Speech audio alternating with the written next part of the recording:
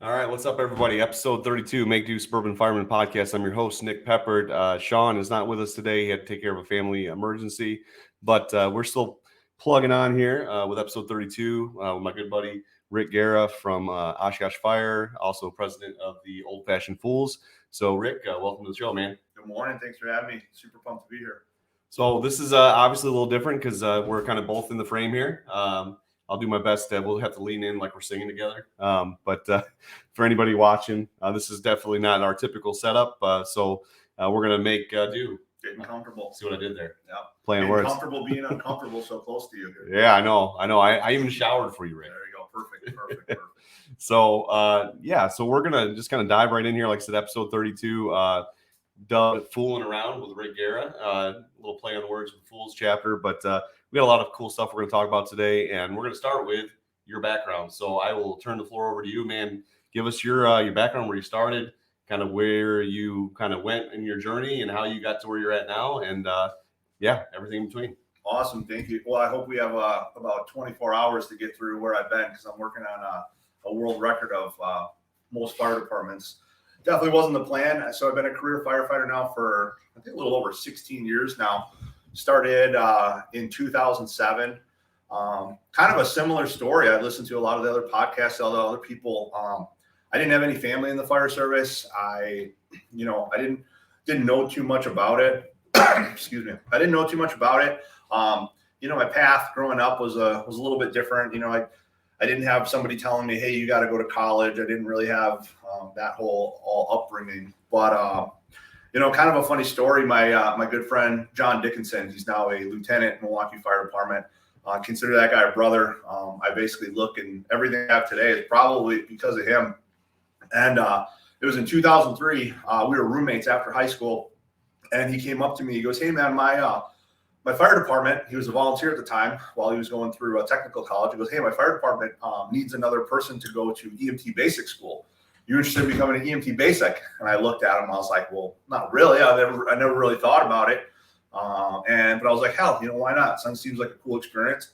So out of nowhere, next thing you know, I ended up in school to become an EMT basic. That kind of started to get the ball rolling. I went through EMT school, thought it was really cool. I still didn't know what I was going to do with it. I had a vision in my mind that I was going to be some huge real estate entrepreneur. And, I had these big delusions of grandeur of what I was going to be. But so anyways, I became an EMT basic back in 2003, just on a whim. A couple years later, my same guy, John Dickinson, we're sitting there together. We were probably hungover after a night of party. And he goes, hey, man, you should take the Milwaukee Fire Department test with me. And the funny thing is, a couple years back, my dad, who worked for City of Milwaukee DPW, had actually brought home the application for the Milwaukee Cadet program. And to this day, I can still picture it as if it was yesterday. That application sat in the napkin holder on our kitchen table for probably a good 6 months. And at the time, my dad was like, hey, listen, I know some people. This is the city. We can try to get you in and do everything we can, try to help you out. And I said, no. That's not what I want to do. I want to do this. Again, back to delusions of grandeur, thinking that I was going to be a multi-billionaire real estate entrepreneur. So again, fast forward, buddy Johnny goes, hey, man, you should come take the Milwaukee fire test with me. And I didn't have anything else better going on. So I said, sure. Showed up to the college, or showed up to the high school, a couple thousand people there, took the written test, didn't really think much of it, went back to living my life. A couple of weeks later, all of a sudden I got a letter in the mail. Hey, you've successfully passed the written exam. The next exam is going to be the physical. So I said, all right, cool. Again, I don't have anything else going on. I might as well go do it. I'm young, pretty young at this time. I was in my, either 20 or 21. So end up going down to the Milwaukee BIT.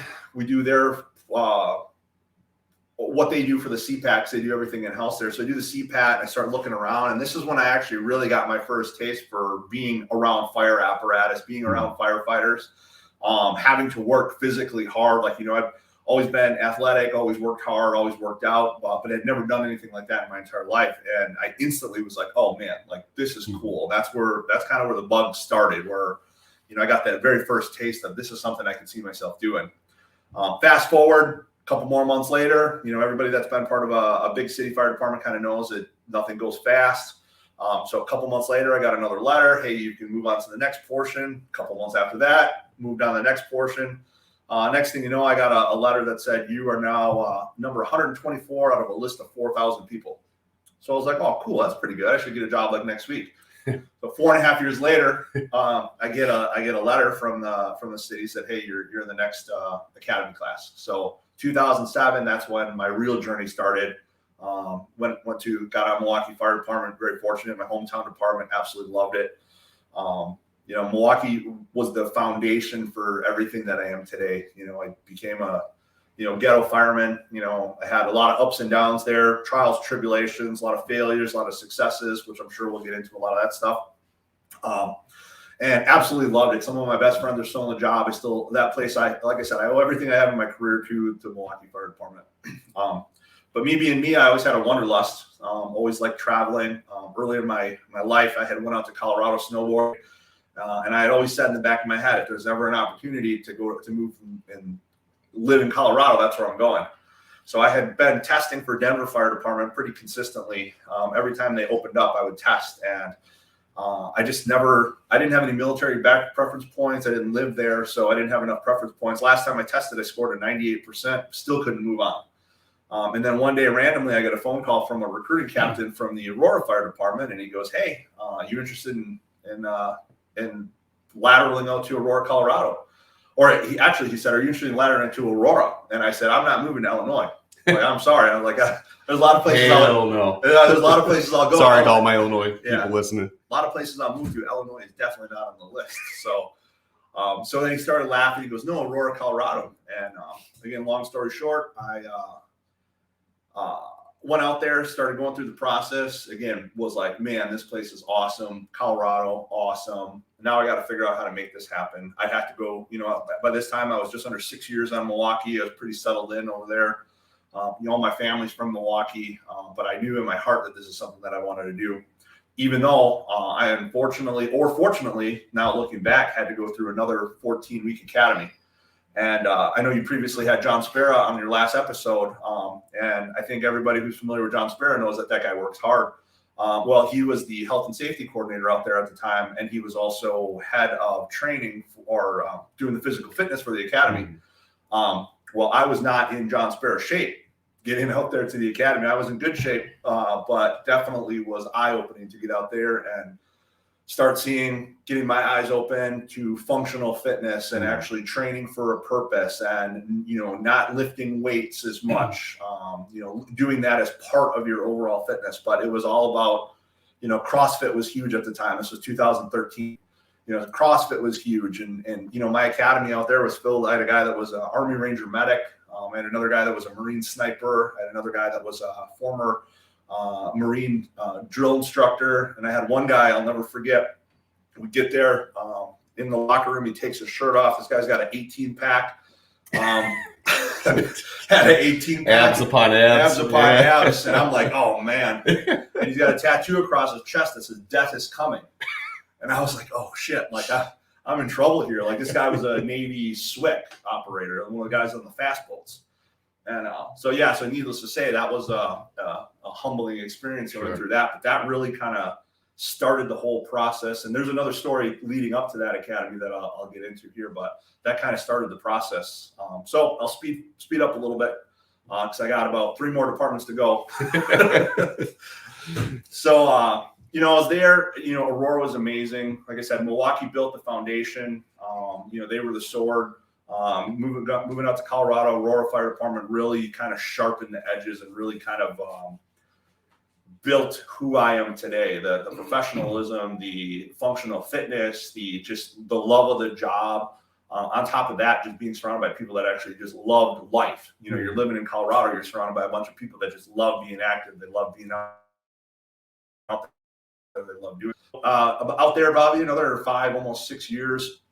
Had our first kid, and sometimes once you have your first kid and you got a wife. My wife's originally from back here in Wisconsin. She moved out there with me. Things kind of happened where it was time to go home, and as much and as hard as it was, I chose family. Put family first, and that was a tough pill to swallow. Working, leaving my career in Milwaukee. starting over, going through another academy, getting established in another department where I was firing on all cylinders, and then having to turn in a resignation to someplace that I did not want to resign from. Yeah. So that was tough. And so that kind of started it's been about 6 years now. I started about 6 years of really having to dig deep, have some fortitude, having to, start over, scratch, claw, keep my head out of the dark clouds and figure out, where I wanted to be, what I wanted to do, if I was going to be able to get back into the fire service. And thankfully, all things have led to where I am right now, and probably working for the Oshkosh Fire Department now for just under a year.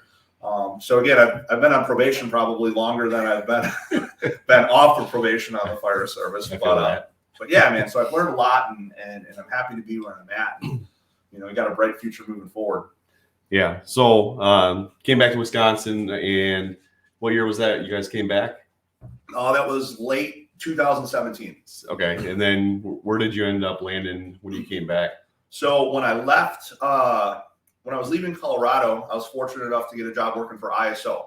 So everybody here is probably familiar with ISO ratings of fire departments and communities. So I got a job as a fire protection field analyst.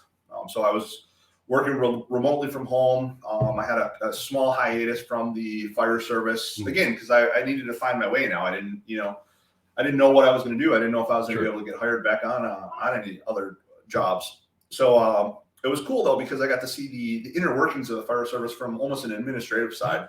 Sure.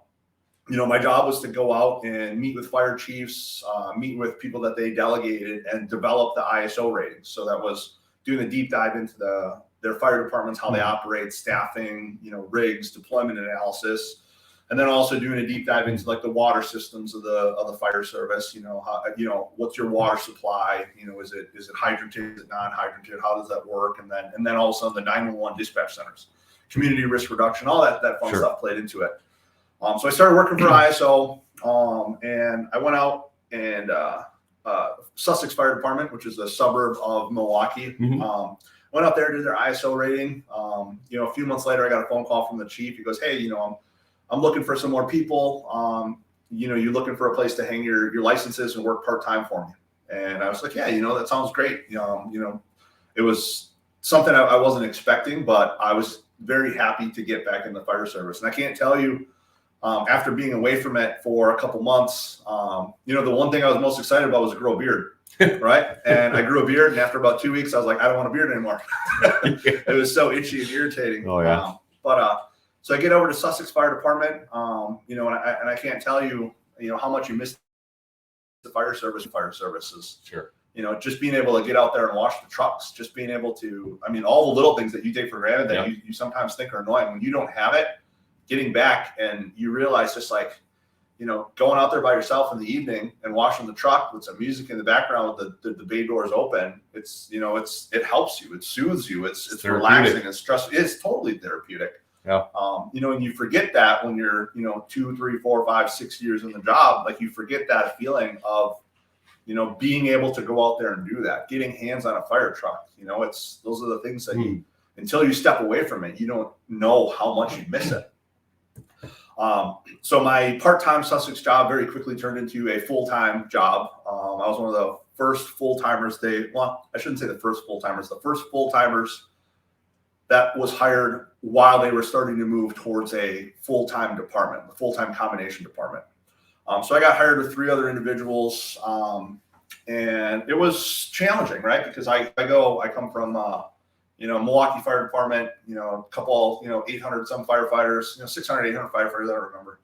And then you go out to Aurora Fire Department, full-time career guys, they live it, breathe it, solid. And then now all of a sudden here I am in a single station department, running 1,000 calls a year. I'm the outsider, I'm the guy that's in there, trying to change their culture and turn them into a full-time, department. It was definitely challenging.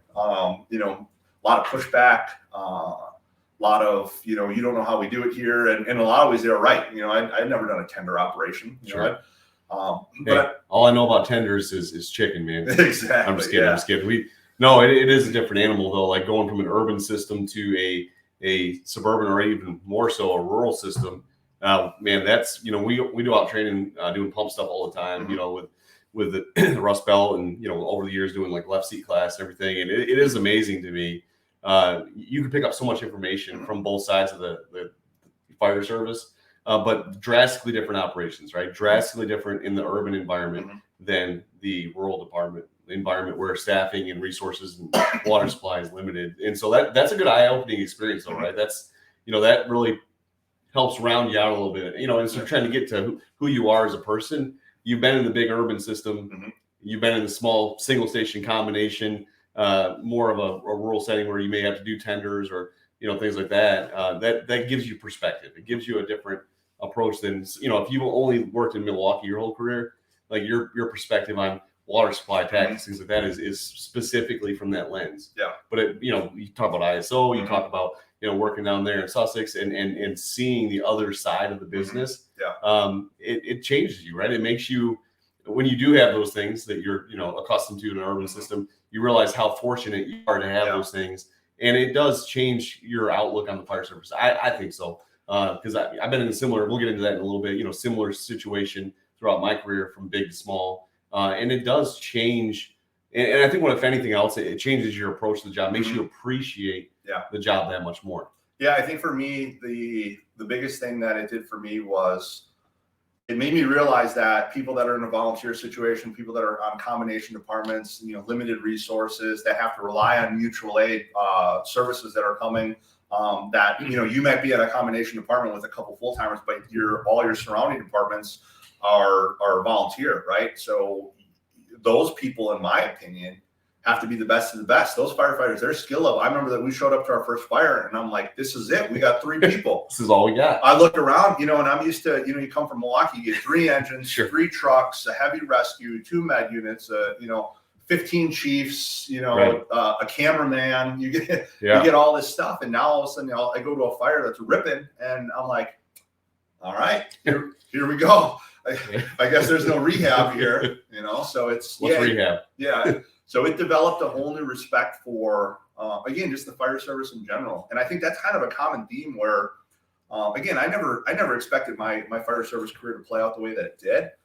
But looking back on it, I'm very fortunate that it did play out that way because now, and again, we'll get to what makes me happy and like my goals moving forward. But like now, being able to take all those different experiences that I had, working with all those different people, I've been fortunate to work with some just amazing bosses, amazing lieutenants, amazing firefighters.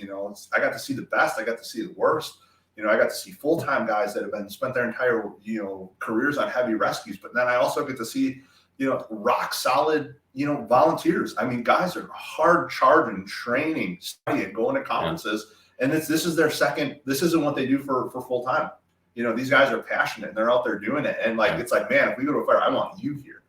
So the perspective that it gives you going through these different kind of variations of fire departments and then learning again from ISO, learning the operations from the backside of it, it's kind of cool. Like I love the perspective that I have on things, that it lets me see things in multiple lights. It lets me say, man, I hate that chief's decision, but I understand why he made the decision. Right. And before I would have just, bucked heads and that chief doesn't know what he's talking about. He's just popping his collar and all that stuff. But now I'm like, I get it. I understand where it's coming from. Like I got to respect it.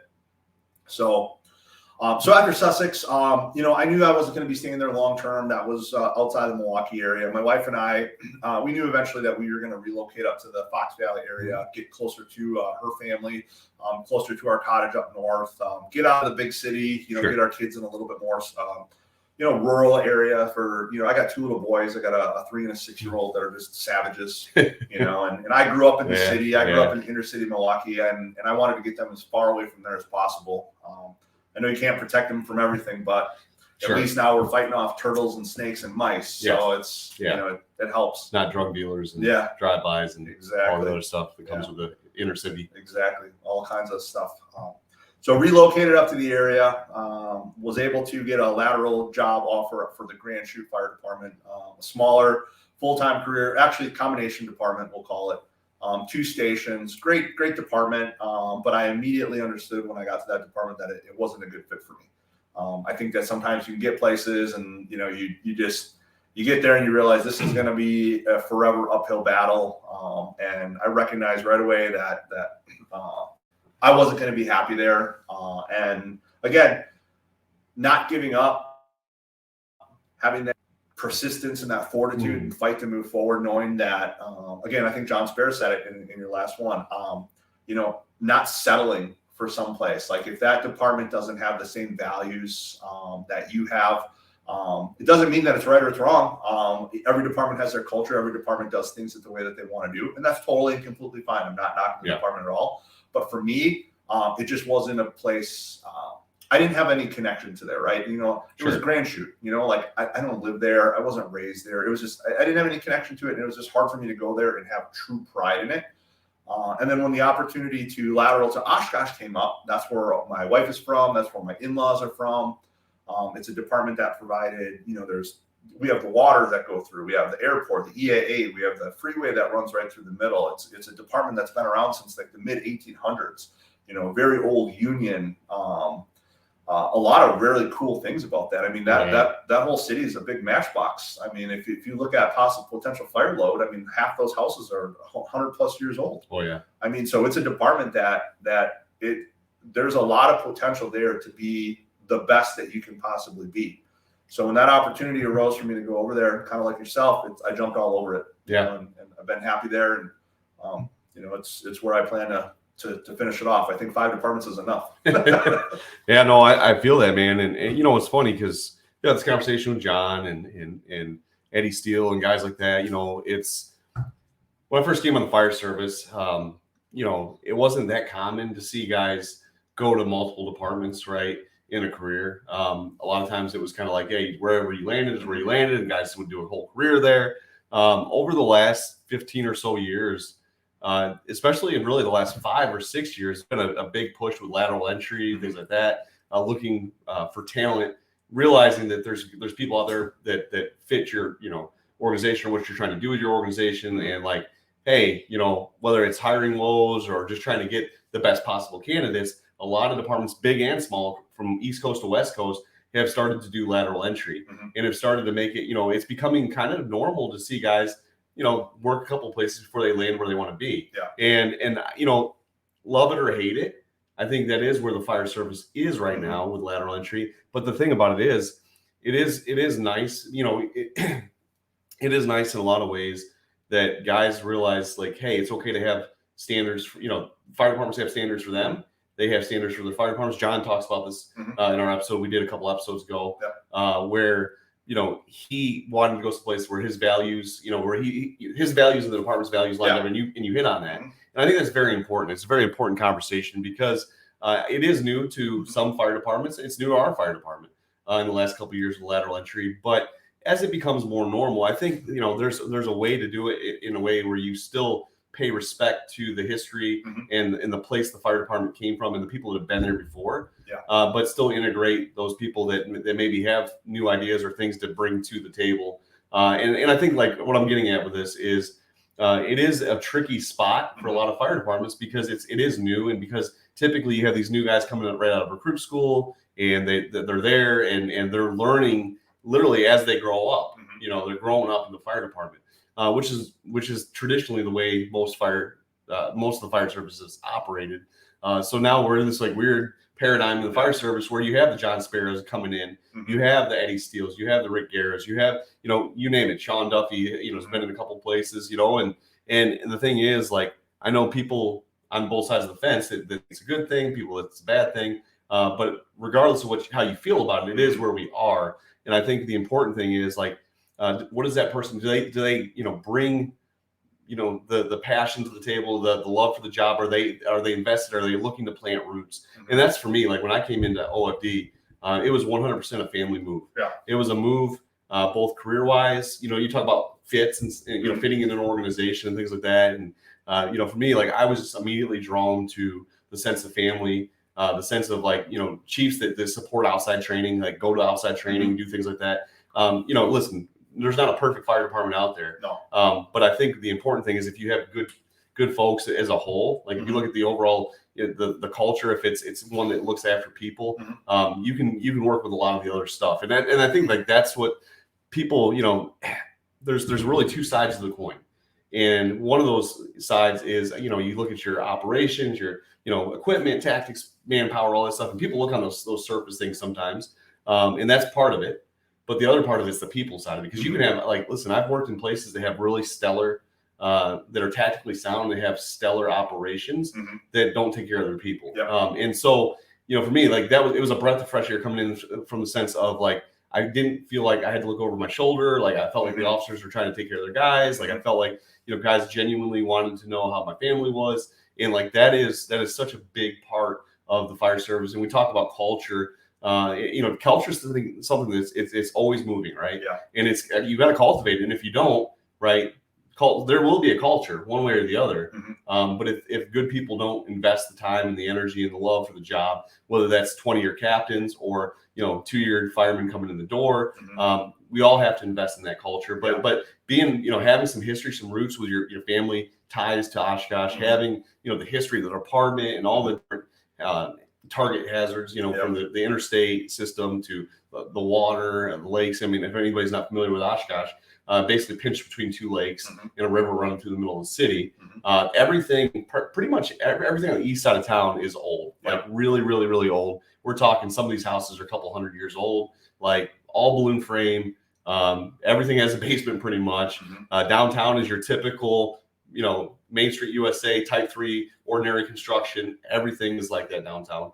And then you go on the west side, and this is kind of the unique thing. So the west side is all newer construction. You got your lightweight platform construction, things like that. So really the mix, it is crazy for a city the size of Oshkosh to have the mix that we have with rail systems and boats and interstate and all the commerce and the college and all that stuff in one place. It is really, there's a potential there for some pretty major incidents. And huge potential. And you look over the history of the department, there's been a few big downtown fires where they burnt down blocks and stuff. And there's been a fire every shift for, I think, the last week. It's when I came here, I kept saying that. I drive around, we go on an EMS call, and I look at this house. I'm like, how are these not burning? I come from places, but it's, you look at the socioeconomics of what's going on in the world. You look at, I don't wish it on anybody, obviously, but, as a department, having those hazards there and recognizing that, you need to recognize it, you need to plan for it, because when it pops off, you just look at other cities around the country where it's happened. You get houses of a certain age, you get, the economics that are happening, all those things playing through. Next thing you know, boom, you're rolling. It just is what it is, and it's slowly but surely happening in some of those areas. You're seeing the vacant houses, you're seeing the homelessness, you're seeing the all the problems of every place else. Sure, and we have a lot. Our city, this is kind of cool doing an episode with you because we work in the same city, and so our city is very diverse in the sense of from buildings to economics. There's parts of town that are super well-to-do. There's parts of town that are not so well-to-do. We have a lot of our old Victorian houses that have been segmented up instead of just being one big house. Now they're rooming houses now. Right, they're 3, 4, 5 apartments in one house that are cut up, and so what that presents is you just really have to pay attention to your jurisdiction because I'm at Station 15 downtown, right? Everything's old, everything's got basements, everything it's very specific. There's target hazards there that are different than Station 16 on the west side of the city, where it's newer construction and where you butt up to open farmland and and things like that. And you're also in a bubble over there, right? On that side, the west side. Only firehouse on the west of the interstate. Yeah, so. you get a fire over there, you get your incoming companies that are blocked by a train, or they have to come through multiple roundabouts. Yeah, you get something over there, and they've had some pretty good apartment fires, pretty house fires. Just recently, our neighboring community had a ripping fire. They burnt it all the way down the ground. And you get something over there, and it's John Wayne time. You're solo for a little bit. Yeah, it really is. On the outskirts, you look at Station, 19 on the north side, 16 on the west side. There is potential in those areas to have a few minutes by yourself, where there's 3 guys potentially going to work, maybe 5 if the ambulance is in house, right? So that is, it is a very for a smaller urban city. We're only 68,000 people permanent residents. But during the school, you got UWO. I think there's about 14,000 enrolled at UWO. There's a bunch of jobs, manufacturing, commercial businesses in town. So we do get a pretty good surge. EAA comes to town. There's 600,000 people coming out for that from all over the world. I mean, people flying in from Italy and consistently plane crashes. I mean, like how many places have to work where they know they're probably going to have a couple plane crashes every year? Like that's not common. Like a lot of places have airports, but you're not preparing for knowing that you're going to have some planes that are going to crash, which is again all fun stuff. I mean, to have all those opportunities, you got to keep you on your toes. Oh no, and I think like it just drives home the importance though of constant training and vigilance because there are so many target hazards. So let's switch back on the laterals though before we skip on that. I think there's a couple cool things to talk about because it is becoming more normal. I think it's important to touch base on that. Like when I moved out to Colorado, I got out there and I don't know what the percentage was, but a lot of the people I worked with were actually laterals. And it was like, well, this is cool because in the Midwest, Wisconsin, it wasn't even a thing yet. Nobody was talking about it. And I get out there and my senior firefighter, he came from Dallas, Fort Worth, been out there for 10 years. I had another individual. She was a former captain from Tucson, Arizona. And everybody I talked to, in my academy class, I had a guy that, 10 years on a Florida full-time fire department. I had a girl that was, 8-10 years from Lexington, Kentucky Fire Department. So you had all these people that were coming there. And what I realized, and I think a point to drive home, maybe if you're listening to this and you are in a full-time career department that's starting to do the lateral thing is, there can be kind of a negative connotation. And because your department has your culture, you have the way that you do things. And now you have these people coming in that they may have been brought up a certain way and they may have a culture, they have certain ways of doing things. But I think the thing that you have to take into consideration is these people are lateraling because they want to. These people aren't becoming lateral transfers because they got fired and they need someplace to go. They're choosing your department and they want to be part of your department. It's not their fault that they have 5, 10, 15, 20 years of experience. They're just bringing that with. That's a value. That's an added value coming to your department. If you're the company officer and you get someone on your rig, they're the probationary firefighter. Yeah, they may have just gone through your recruit school, but that person, you don't have to babysit them, right? They can add value immediately. They can hit the ground running. And again, back to thinking about who that person is as a person. Like, why are they doing this lateral transfer? Are they moving there because they're looking for something different? Are they looking for something better? Or, like in my case, are they coming here because they had a family, they chose family, over profession, where they had to they were looking for a place to call home, because they needed to take care of their home. So don't be so quick to jump on someone and figure out why they're coming here. Ask some questions. Hey, what's going on? Tell me about your family. Tell me about your wife, your kids. Your husband, whatever. What brought you to this point? Why did you choose us? Why did you choose us, and why is it important to come to our department? These people. I look around at some of the laterals that we just hired. I look around at some of the other people that I know that have lateral to other fire departments, and they're good guys. You're not really seeing. And I hate to say it because they're out there, but you're not really seeing the shitbags, laterally transferring because it's hard work to laterally transfer. It is. It's not easy. You have to go through more training. You have to be back on probation. The guys that are going to be the slugs and the slouches that just want to sit around and not do anything, they're not going anywhere, because they don't want to do anything. Right. The people that are laterally transferring are the people that I've met that want to be better, that want to get better, that are looking for a place that can grow that for them. Yeah, no, that's a good point. I think that it takes a little bit of humility to lateral too, because you're starting over. You're losing your seniority. You're coming in as the new guy to a new system, and so on both sides of the coin, I think again that integration takes a little bit of grace and understanding on both sides, because as a lateral coming in, obviously I want to learn how we do things here, why we do things the way we do things. There's a certain amount of respect that comes with that, hey, I'm the new guy. I'm going to do the new guy stuff.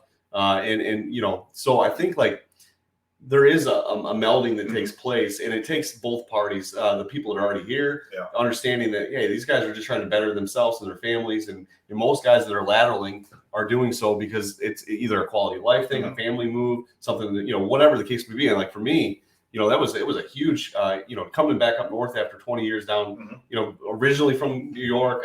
There's no way we looked into going back to New York. It wasn't going to happen. So it's okay, we want to go back up north.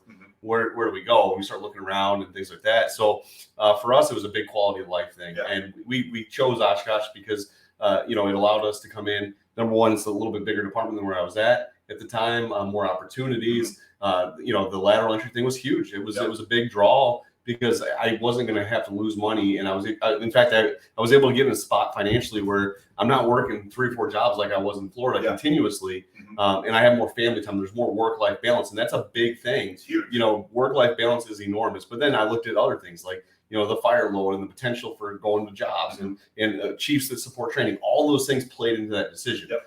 And so like when we made that decision, we had complete peace. Like this is where we want to plant roots and be part of this team. And so with that coming in the door for us, it was like, hey, look, I'm not here to tell you what you're doing is wrong. I'm not here to tell you.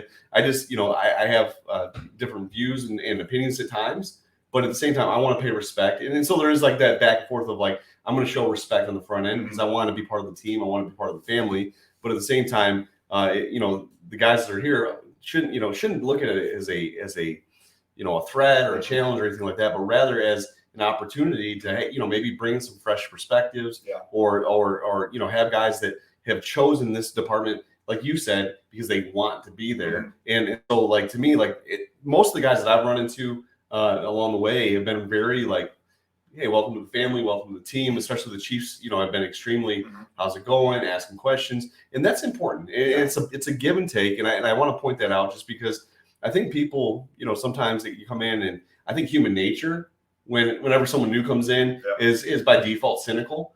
And then especially if it's somebody who's got tenure in another place or experience, there is that, why would they come here or whatever that, that's just human nature.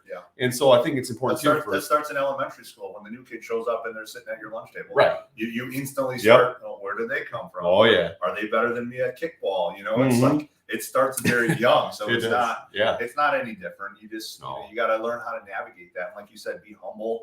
I haven't always been the best at that, like I'm getting older, a little bit more set in my ways. And so there's been it's been a lot of learning, like how do you navigate these waters? And it's not just from my current department. It's before that, I come from Milwaukee, you go to Aurora, you go from real hard charging heavy hitters to another group of real hard charging heavy hitters. And it's like, oh, here we go. I got to figure this out or it's not going to go very well for me. Sure. So, yeah. There's a lot of navigating and you learn stuff along the way. And I think for me, like I said, I just realized like coming in, all the stuff, that previously in my life, leading up to this moment of like, I came in the door with the mindset of like, look, my goal first and foremost is to, come in and figure out the system, figure out how they do things, why they do things, and ask questions, but tactfully, respectfully, bring that stuff. And what I found is, my approach to things is just this. There are things that people ask me, well, what do you think about this? Or what do you think about that? And, people ask, we can have those conversations, but I think where I've tried to approach it or how I've tried to approach it, that's helped me as opposed to, like even 5 or 6 years ago, my approach probably would have been different. Because I just realized like, it's one of those things when once people realize like, number one, you're respecting the process and the system and all that stuff. And they realize that you're willing to kind of do the homework to find out the backstory behind why things are the way they are. It goes a long way. And it's kind of one of those, like the saying, nobody cares how much you know until they know how much you care. And so like, I'm saying that for anybody listening to this that's thinking about lateraling or who is lateraling is, it is a give and take. And it is, you got to have a little bit of, there's times where it's like, okay, I'm just going to bite my tongue. There's times where I'm just going to step back and listen and watch and learn and show some respect, but at the same time, it doesn't mean that you come in and don't contribute. I think that's the balancing act is there's, people are saying, hey, I saw you on that fire, man. You really kicked ass taking that door. Hey, let's talk about forcible entry for a minute, or whatever. A guy's like, hey, you really seem to be pretty proficient, pulling hose and flowing water or whatever. I saw a couple techniques. Will you go over that? Let's talk about that for a minute. Or, we get done with the fire. It's like, hey, what did you see? And, just those little opportunities to I think what it is, it's just finding those tactful ways to interject little bits and pieces of your background. Because here's the thing, like I grew up in the fire service.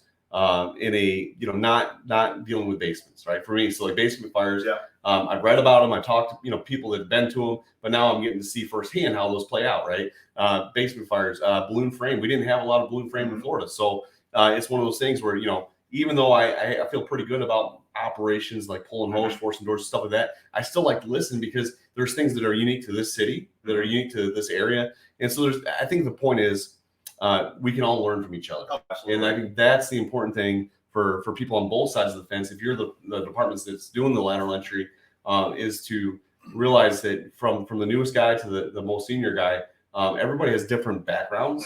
And just because they're new to your department doesn't mean they're necessarily new to the fire service or to life in general. You get somebody that does 8-12 years in the military, for example, they've probably seen some shit. They've probably seen some things that, processes or just people skills or what have you that may be of benefit to the fire department. You get a guy that was an electrician for 10 years and says, I want to go be a fireman. Well, that's a huge benefit, right? So you have somebody that knows electrical work. That's an asset to the team. You have somebody that's doing, framing buildings. They understand building construction probably better than most in the service, just because that was their life. And I think that's the important thing too, is like realizing, even young kids coming in, it's amazing the technological savviness of the new generation. Like they do stuff on computers and phones that make it look like crazy skilled in that area, because that's the world that they grew up in. And I think like that's the point, is like we all have different backgrounds, different upbringings, and it is a team sport. And I think if we're going to be successful as a team, that we have to really make a point to, not ostracize new people coming in the door. Not, don't get me wrong, there's paying dues. There's nothing wrong with that. But we also don't want to ostracize them and all their, shun them or push them away, or make their life miserable where they don't want to speak up or contribute and things like that. Because I think that's the danger of, when you let fear of the unknown drive your decisions. Sometimes we make bad decisions. And I've done this.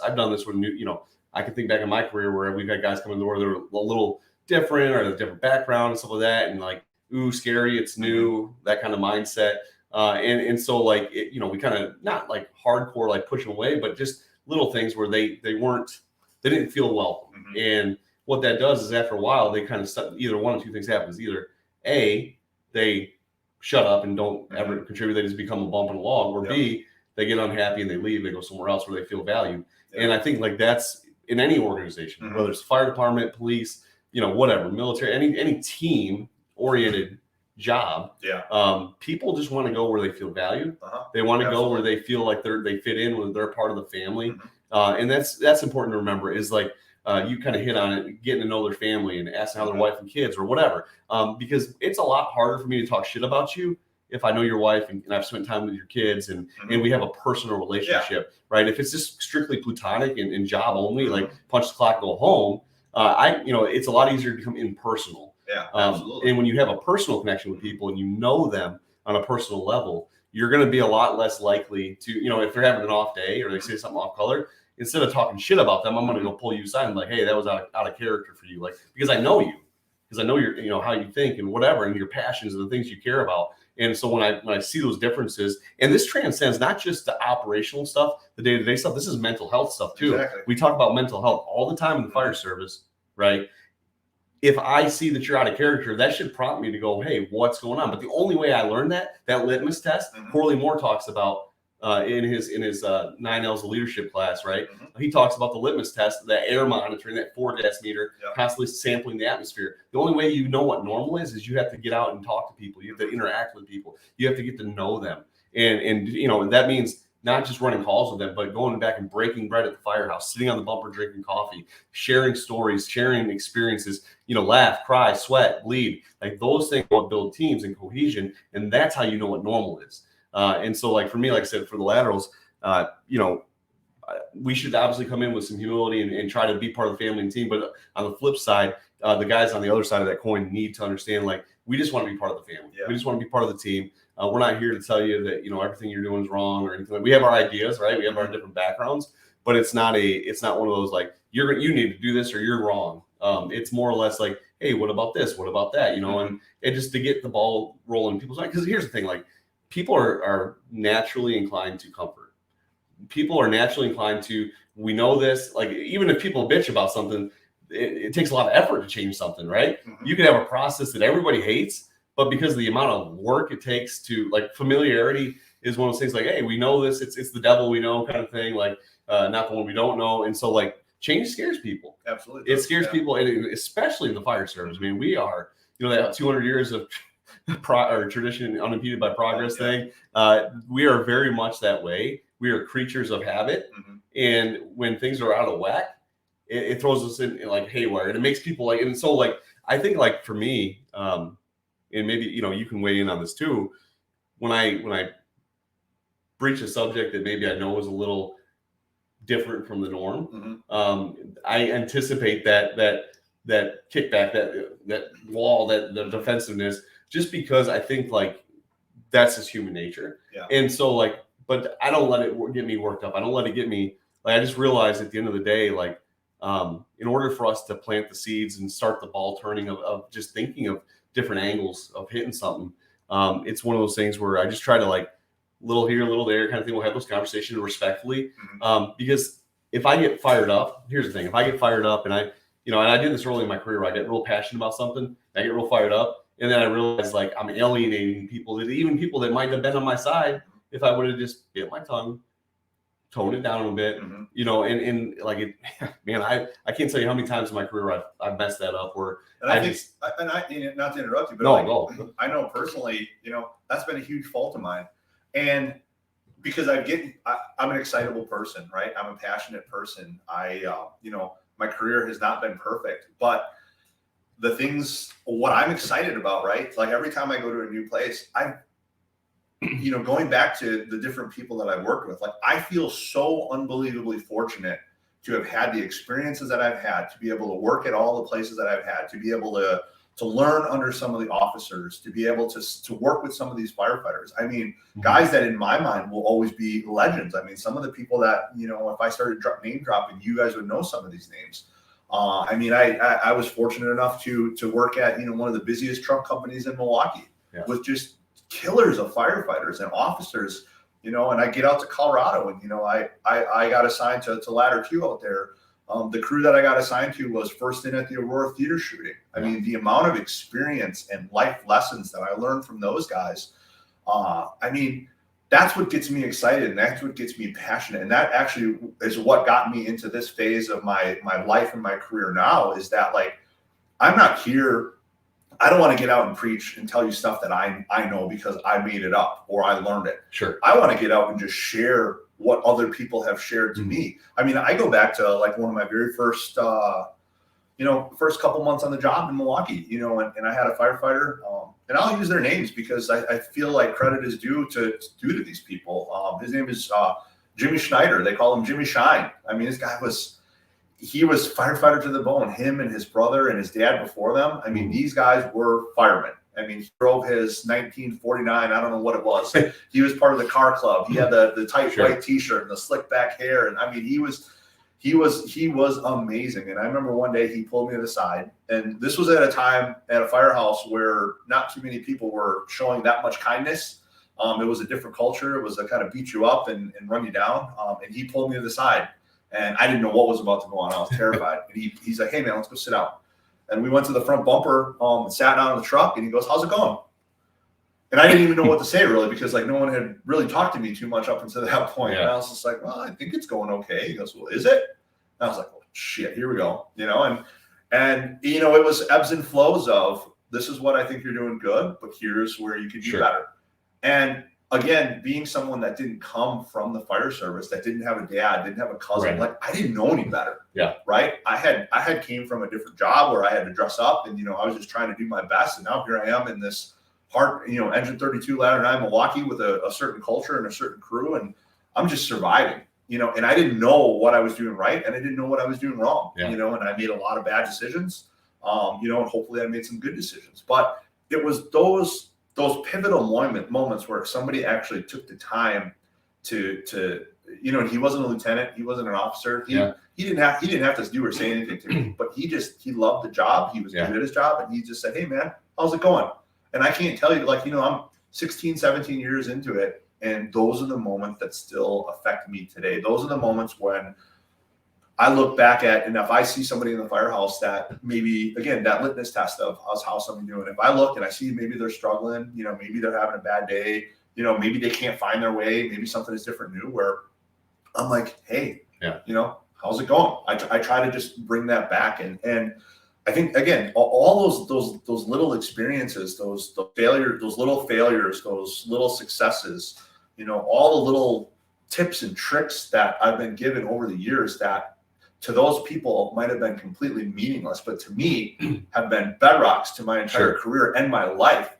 That's where I'm at right now. I want to share that. I don't want to teach you how I do things, because how I do things is how I was taught by all these other people. And that's what I think is cool about the fire service and, mental health, being able to look out for each other and talk and ask those questions. And, I think that kind of leads into, training in the fools and building your tribe and being surrounded by other people that are going to make you better. Yeah, no, it's, mentorship is huge. And here's the thing, like, one final thought on the lateral, and we'll switch over gears here to the fools conversation, is this, just, and I every place I've gone, there's always little intricacies and little things.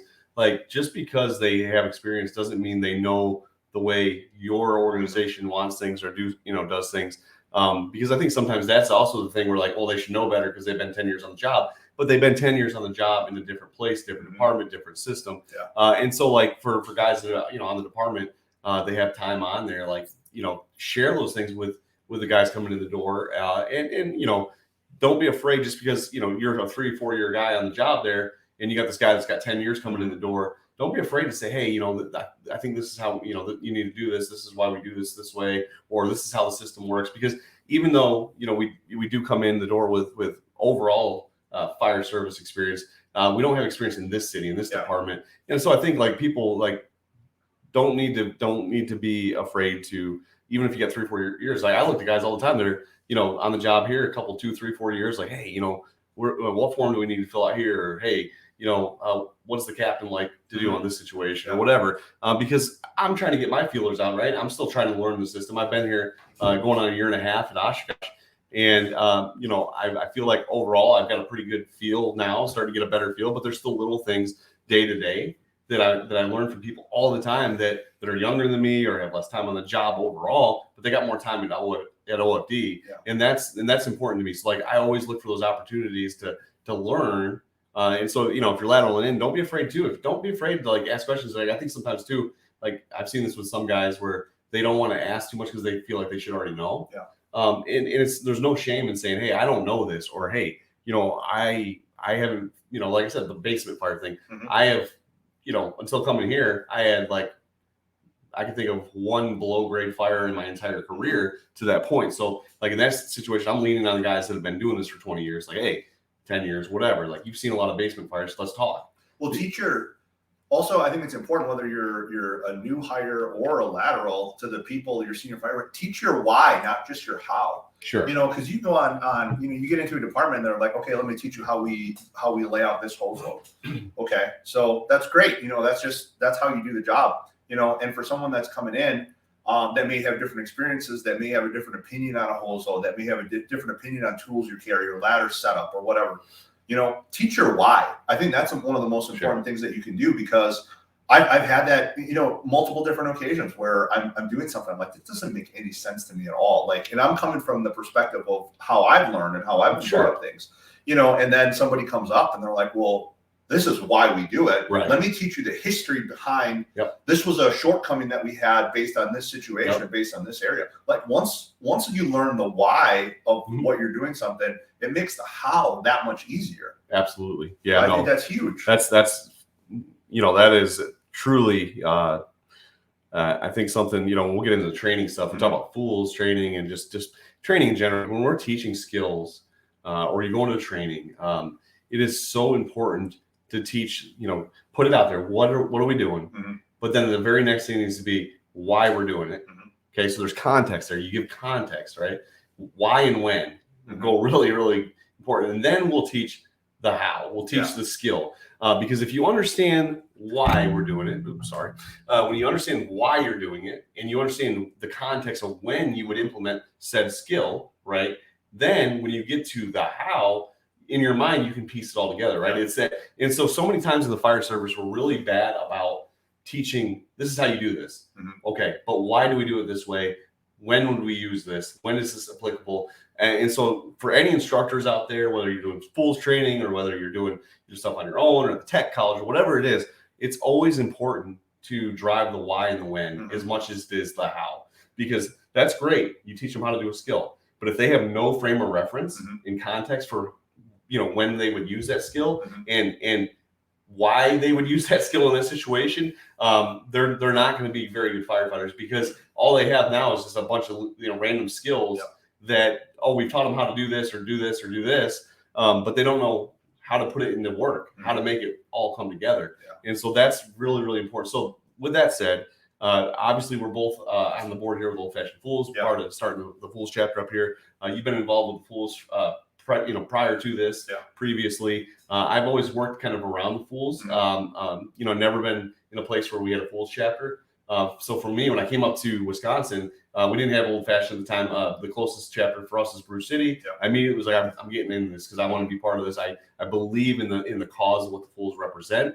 And then, of course, fast forward, Old Fashioned kind of came to be, and we're just kind of getting off the ground in the UFC there. But I want to talk about Fools a little bit. I want to talk about why the Fools are important to you, and some of the backstory behind what the Fools represent, and then kind of just dive into what we're trying to do with Old Fashioned. Yeah, absolutely. So I think, again, I look back at my career, and I don't sit here in front of this microphone when I'm helping teach classes, when I'm going to these conferences, when I'm speaking, whatever is going on. I don't sit up and try to say, look at me. I know all, I'm this, I'm that, I'm the best firefighter. I am so far from that. Like I said, my career up in this point has been built on a lot of failures that have led to, some successes. And, I think that the story of my career is a lot of just never quit, never give up, and get that determination. And that actually goes back to my very first day at the Milwaukee Fire Academy. The then Chief Mike Jones came up to us and he wrote fortitude on the board. And he kind of asked everybody around, he goes, do you know what this means? And he goes, from this point on, you as a Milwaukee firefighter, or as a firefighter in general, you will work harder when everyone wants to quit. You will not stop. You will move forward. You will continue to go when you do not want to go. And literally every single day of my life, I think about that speech of fortitude. What is fortitude? Why is it here? So, fast forward all these years, all these trials, tribulations, these moving around, these going to different departments, going out, working with all these amazing guys, on Milwaukee, on Aurora, and even the smaller departments that I work for. Like I met one guy that, he had a background in, farming, and just a hands-on guy. I learned more from that guy in a year than, God, I mean, he was just amazing. I was like, holy cow, like this guy blew me away with the amount of knowledge that he had. And so when I moved up here to the Fox Valley area, how Fools got going is I started talking to people and I was like, hey man, have you done this training? And everyone was like, no. Hey, have you read this book? No. Hey, have you listened to this podcast? No. Hey, have you guys ever table talked this fire on YouTube? Have you ever heard? And then even funny stuff, like the oh shit fire from Chicago. Like you ever hear that captain in Chicago that said, oh shit, you're gonna want to throw up the stick. Like all these little things that were just common for me, stuff that we would do all day, every day. Everyone was like, no. And again, I'm not knocking the area, but it was just there seemed to be a culture of, you grow up in the area, you go to the technical college here, and then you go, you get an internship at one of the fire departments, and then you start working for that fire department. And that just seems to be like the little bubble. And it's not uncommon from other places all over the country to have the same thing. And so immediately in that moment, I started to think to myself, like, man, first and foremost, I was selfish in it because I wanted more. I've learned over time that you are the sum total of the 5 closest people next to you, and you can say 5 people, 2 people, 10 people, whatever you want. But whoever you surround yourself with is ultimately who you're going to become. So if you want to be better, you need to surround yourself with people that are better than you. like way better than you. Absolutely. You know, and if you surround yourself with people that are stagnant, that are complacent, you know, then that's what you're going to be. You're going to be stagnant and complacent. And I knew in my life, I knew at my age, I knew having young children, I knew given the situation that I had put myself in over the course of all these years, that if I didn't keep my foot on the gas pedal and I didn't stay a student of the game, if I didn't keep my fitness up, that I was going to fall backwards. And then once you start that slippery slope backwards, it is hard to stop. And I've seen it happen to multiple people. I've seen people just go from being rock stars to just being, city workers is what we used to call them. Sure. And so I felt that passion in myself where I said, you know what, I need this, right? I had experience at the Bruce City Fools, been around some Fools chapters out in Colorado. I had been to a lot of outside training. I had been to some conferences, not on the level of some other people. And again, having two young kids, it's hard to travel to all these fire conferences and put all you're gone. I'm sure you're teaching them, you're participating in them. It's at a certain point of your life, I was like, you know what can I do to bring this here? Yeah. What can I do to bring this here to bring some outside influence, to bring this training, to kind of throw a match on this kindling here. Yeah. And what can I do? And so at that point, I was like, okay. I want to share my story. I want to spread, and I want to give out all this information that I've collected over the years.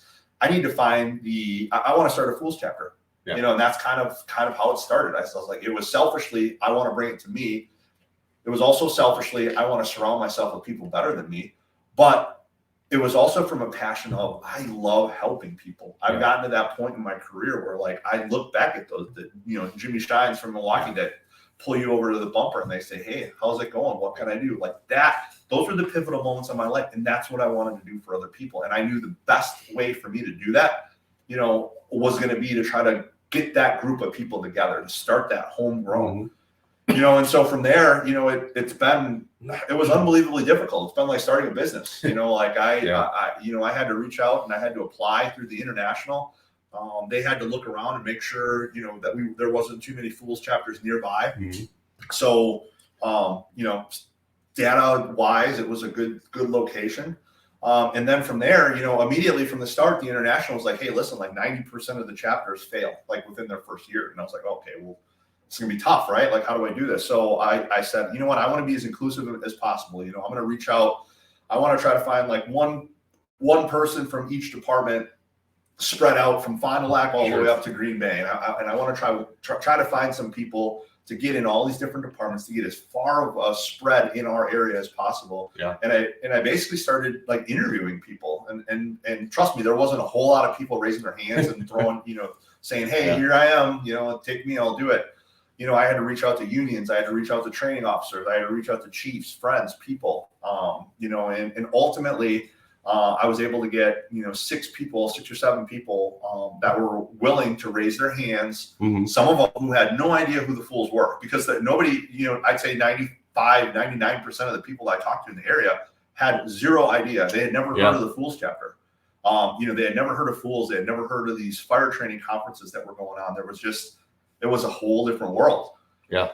So I was able to get these people to raise their hand and say, hey, you know what, I'll help you. I don't know what I'm doing, but I'll help you. And then, one thing led to the next thing. We had an e-board, and then we had to come up with a name, Old Fashioned Fools. Wisconsin's known for our old fashioned drinks. That's what it is. Oshkosh, Appleton, we're drunkest cities in America consistently year after year. You got to have pride in something. You got to be number one in something, right? Yeah, you got to be good at something. So, Friday, old fashions with a fish fry. So I was like, hey, we'll be the Old Fashioned Fools.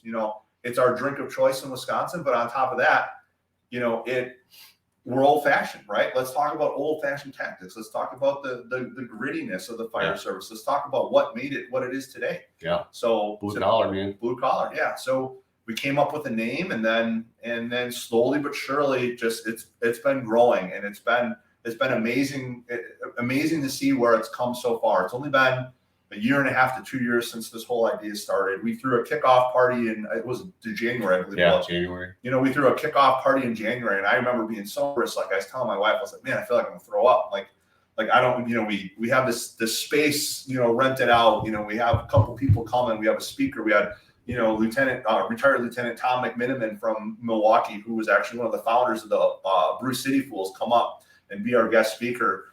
And man, we ended up having, 50 plus 40, 50 people there. Yeah, it was a good turnout. I mean, God, and like that right there was eye-opening. It was like, okay, I knew these people were out there, and I knew that there was this hunger for this training, for just the love of the job. Yeah. That's what, the people that don't know what the Fools is, Fraternal Order of Leatherhead Society, I tell them this, I was like, it's just a bunch of people. It's just a bunch of firefighters that love being firefighters. We talk about training, we talk shit to each other, we drink some beers, it's being around that core group of people that's going to make you better. If I had to sum up like what the Fools represent in 3 words, it would be training, camaraderie, okay, and essentially accountability or taking care of our own. Yeah. It's responsibility to the service. Whatever word you want to use for that, but I can tell you that that's the 3 things that come to my mind is training, camaraderie, and making sure that we take care of our own. So anytime there's, and the beautiful thing about the Fools, it doesn't matter if you're, small department, big department, volunteer combination, full career, we are on a quest, on a mission to better the fire service. Because people get in the weeds with, union or not union or career or volunteer and all that stuff. And the Fools, like all that stuff we don't give a shit. Yep. Like at the end of the day, we want firemen. They want to be firemen. They want to make each other better. We're trying to train each other and we're trying to have a good time. We do a lot of social activities to try to build the brotherhood.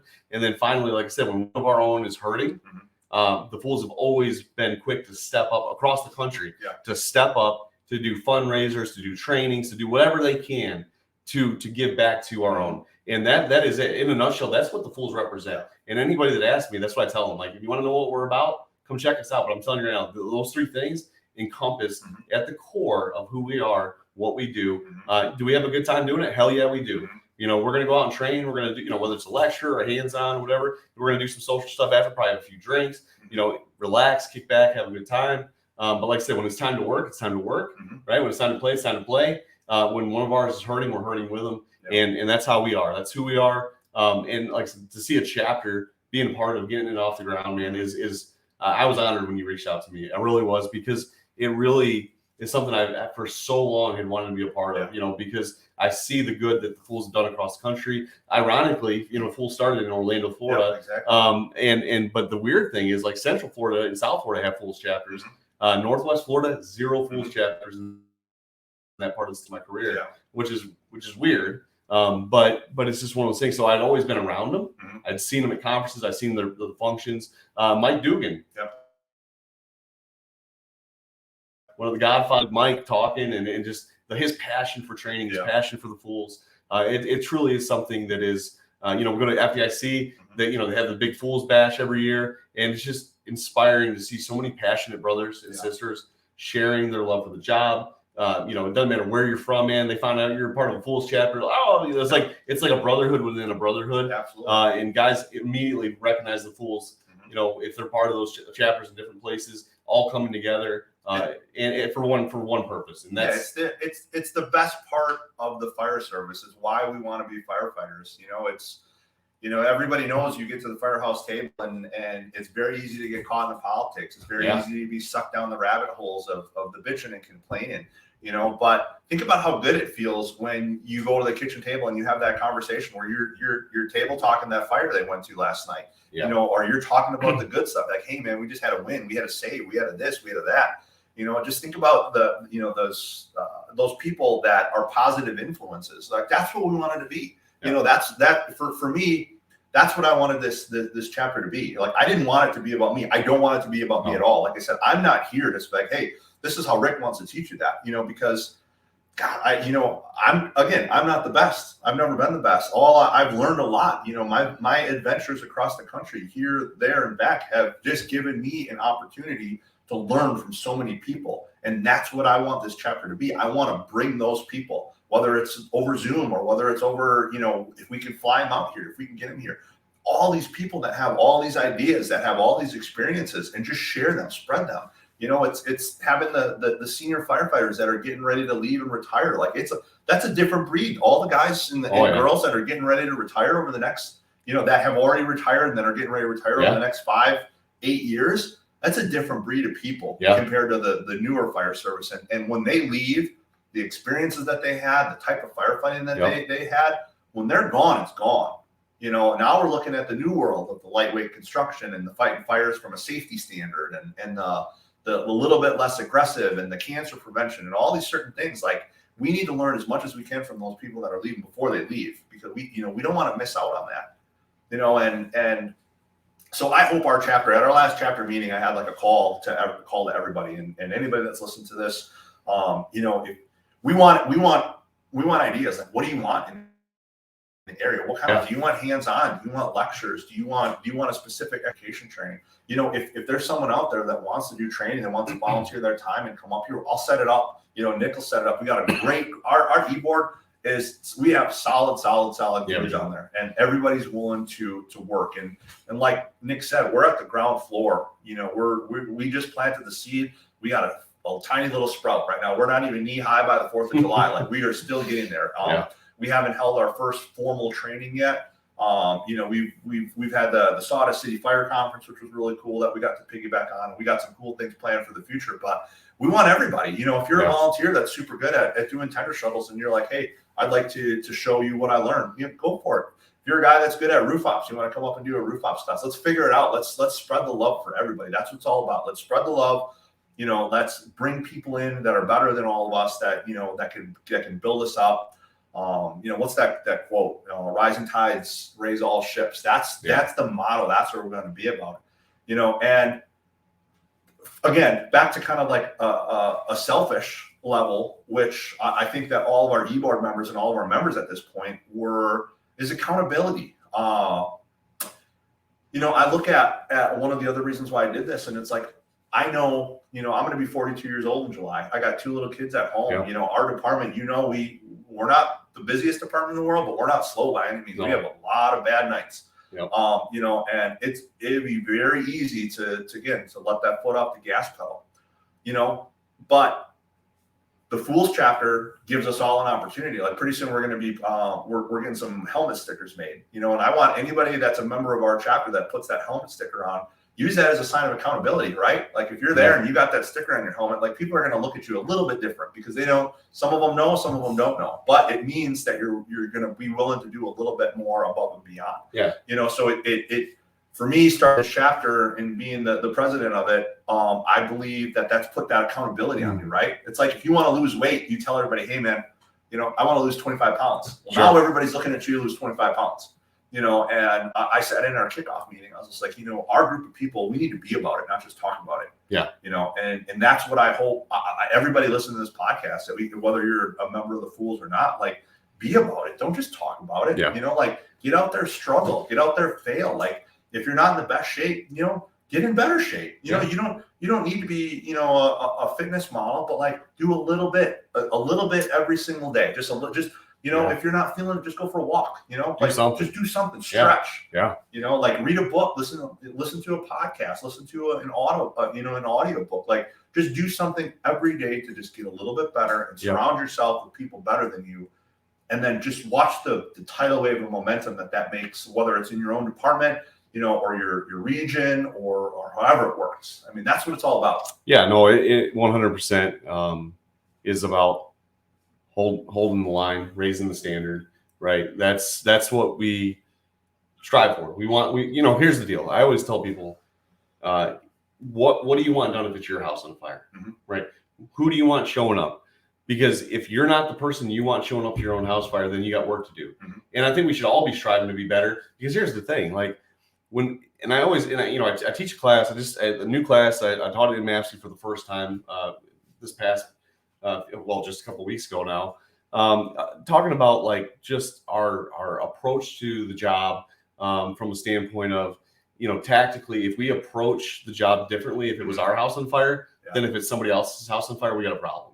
We got a problem when we start saying, well, that's just a homeless guy in there, they're different somehow than the millionaire in the mansion on the water. We don't discriminate like that. The fire service has always valued human life at the epitome, like, of what we represent. It is a value and a love, a deep love and commitment to protecting and saving life. That is our first and foremost mission. Save people, save their stuff. Like, that's what we represent. And if we're not doing everything in our power to be better operators, if we're not doing everything in our power to be more proficient and effective on the fire ground or the extrication scene or whatever call we're going to, then we really got to do some soul searching and find out, like, why are we here? Why do we exist? And I think, like, the beautiful thing about it is when you start filtering things through the lens of what you would do if it's your wife or kids or whoever, the person you love the most, if it's them in that house, right? What do you want done? If you make every decision based on that, I guarantee we'll make, because the whole conversation right now, is right in the fire services. There's been this huge push, like safety culture, safety first. We're number one. Whatever this huge cultural swing over the past 20 years, where we've got, across the country, you've seen it where departments are afraid to do their jobs, afraid to act. If their hands feel handcuffed, or they start finding reasons not to go inside and find these people or put the fire out, instead of looking for reasons to do it. And I think, like, culturally, when you look at what the Fools represent, when you look at as firefighters, as individuals, what we should be striving for. And nobody here is on a kamikaze mission to die. Like, I like my life. I want to come home to my wife and kids. But that's why, the thing is, I raised my hand, I took an oath, and I said, hey, I'm going to be about them. I'm going to be about your family, my family, somebody else's family, right? We're going to value human life. And I want to do everything in my possible ability to be better for them, so that we can save their lives, so we give them the best chance. And not only that, so that I give you the best chance to go home to your family, so I give myself the chance. Make yourself hard to kill. That's the whole saying, right? Make yourself hard to kill. Exactly. You can never train too hard for a job that can kill you, right?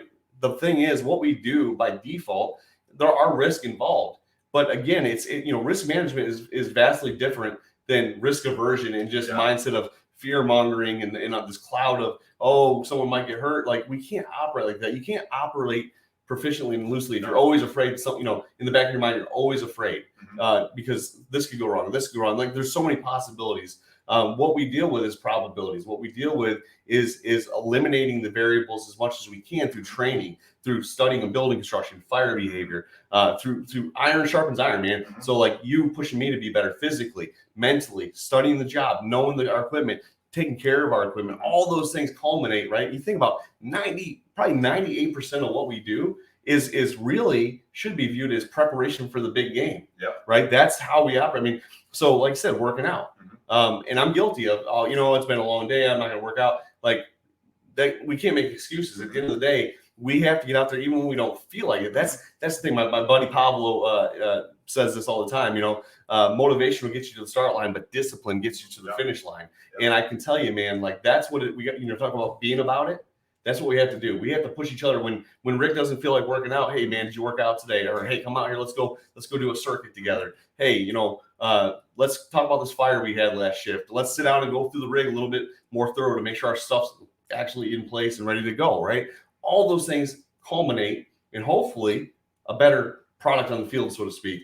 And the thing is, we have to, in order for us to operate proficiently and effectively, we have to do it from a place first and foremost of understanding the risk and managing those risks, but at the same time realizing, like, just like special ops teams, they try to minimize. They understand there's high risk involved, but they minimize those risks through training, through preparation, through study. And the thing is, we get better not by pulling back, but by putting the foot down harder on the throttle, pushing each other to be more accountable through training and education, through physical fitness and diet, through a culture of putting others first. And that means putting our citizens first, putting my brothers and sister firefighters first, like above my own needs.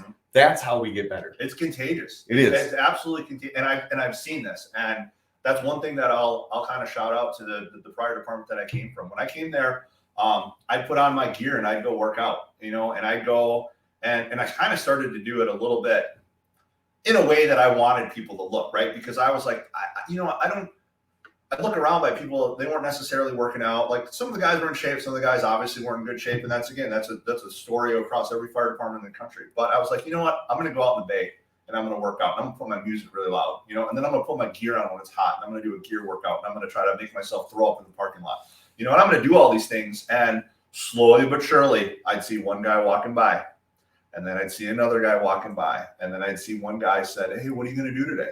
Yeah. And I'd be like, okay. And again, John Sparrow, I'll use him. Whether he knows it or not, he was a huge influence into where I was today. And there was a brief moment of time in my career where I wasn't a huge John Sparrow fan. And that's because I let my mindset get in a bad place, because we were running, you know, my engine out there was running 5,000 calls a year. And here he was doing 1,000 burpees a day. And I'm like, I don't have that energy. Like, I don't know how to do it. Like, how are we going to be doing all these things? But like, once my mindset opened up and I started to see it, I'm like, man, this guy's got it. He's got the right idea. He's got it dialed in. And like, he's been a huge influence for me and of getting out there and doing it. And that whole, would you want you saving you?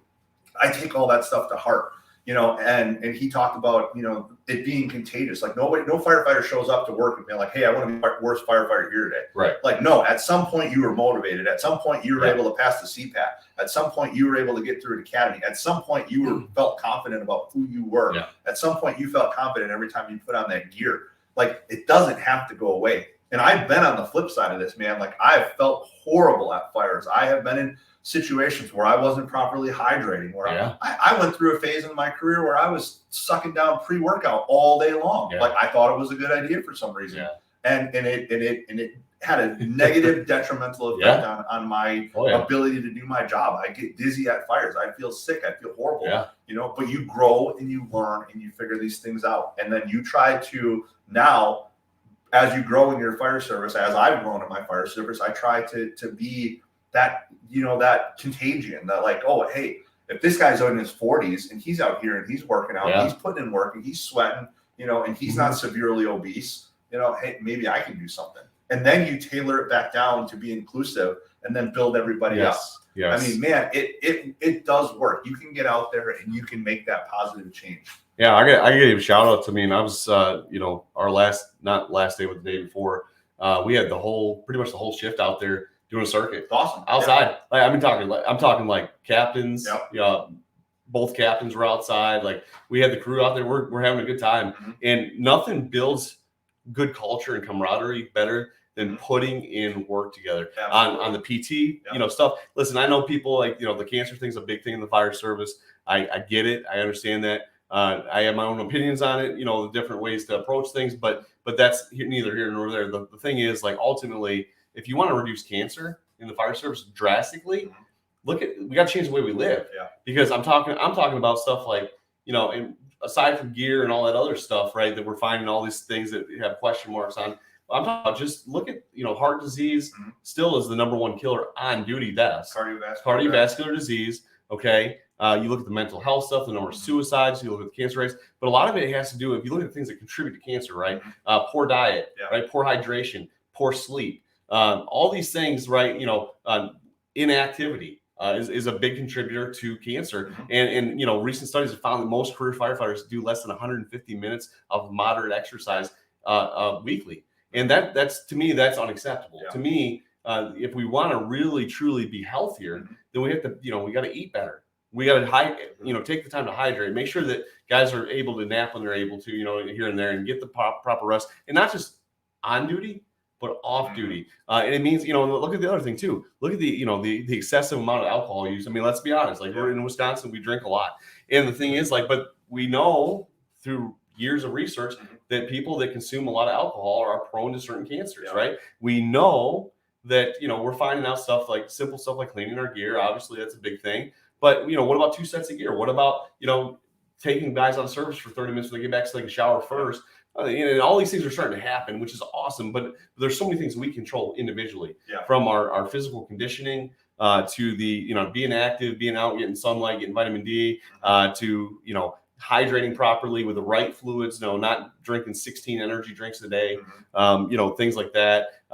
Make sure that when we are home, that we're resting as much as we can, properly, that we're not just pounding the alcohol. And if you're someone that uses tobacco, we know that tobacco use, especially people that do it on a consistent daily basis, are more susceptible to lung cancer and certain types of throat, thyroid, things like that. Again, are we killing ourselves? And that's my point is you're trying to raise the bar. We're trying to be better. Well, part of that is being better. It's personal accountability. Personal accountability. Jocko Willink's book, right, where he talks about that. Yeah. Like it's you are accountable for yourself, right? Like no one's going to work out for you. No one's going to make that decision for you. No one's going to do anything. I mean, like, I've even gone so far. Again, I'm by far not the healthiest person in the world, but like now that I have 2 little boys, and I had my kids a little bit later in life, I got a 3 and a 6-year-old. Like I said, I'll be 42. I want to try to live as long as I can for them. And I know, for the first decade of my career, I was running 4,000 or 5,000 calls a year on my respective rigs. I took pride in being busy. I took pride in trying to be at the busiest firehouse. I even took pride in, being on the busiest med unit there was. Like if I was going to do it, I wanted that experience. I was going to go all out. Yeah. But I know looking back, that's had negative effects on my physical ability. Sure. So, you got to go all in on what you do with yourself, how you treat yourself. Yeah. Your blood work, have a personal relationship with your doctor, get screened get a cancer screening, I actually started a company called overhaulrx.com, which can provide testosterone replacement therapy and peptides to firefighters, police, and military, because I found that that's a huge issue. You get a group of firefighters, you get adrenal fatigue, you look at, anybody right now that's in their mid 30s and they go and they get their testosterone levels checked. If you're a firefighter that's been busy for a long time, there's a real high chance that your testosterone levels are really low. Cortisone levels are through the roof in a lot of guys. We're finding out that, our circadian rhythm is one of the biggest things. How many firemen do you know have sleep apnea? I can tell you there's a shit ton of them. I do. Yeah. And so and I was diagnosed in my 20s, like 30 pounds ago with sleep apnea. And I was like, how the hell is that possible? I talked to the doc and they're like, look, your circadian rhythms after a number of years of doing this job on busy companies, especially people that are in these line of works, the cortisol levels go up. Sleep apnea is one of those things that starts to, become an issue for a lot of guys. Mm-hmm. And if you don't take care of yourself, if you don't go to the doctor, if you don't, and that's what I'm finding out. Like I'm sorry, I'm closer to 40 than I am 30 now. Yeah. And as I'm creeping closer to 40, a couple years off, I'm starting to realize like, when you're young, you can just rebound. You can power through stuff. You can drink all the shitty energy drinks. You can do all the stuff. You may feel like crap, but you're going to power through. Well, as I've gotten older, I've realized like I want to be here, like you said, for my kids. And how many guys, they retire and they die within a couple of years because they get, they lose their drive, their purpose, whatever, or they didn't take care of themselves, as well as they should have, or all these things that come into play, right? To me, like that's where my purpose is shifted, like to being more about. We talk about being there for them. Mm-hmm. Well, it's also them as our family. Yeah. Being there for our wife and kids, because I don't want to, be the guy that has a heart attack when I'm 52 and leaves my wife and kids. She's a widow trying to raise 2 kids or whatever. That's not a place I want to be.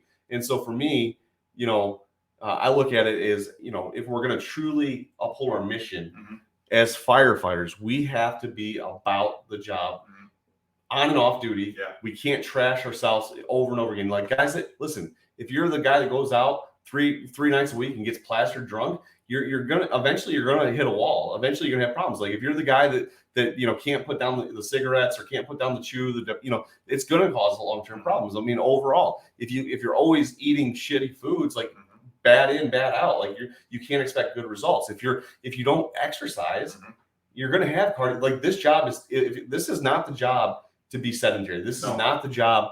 You will be a statistic eventually, right? I know a guy, and he'll tell you, like, he died on the drill tower in Florida.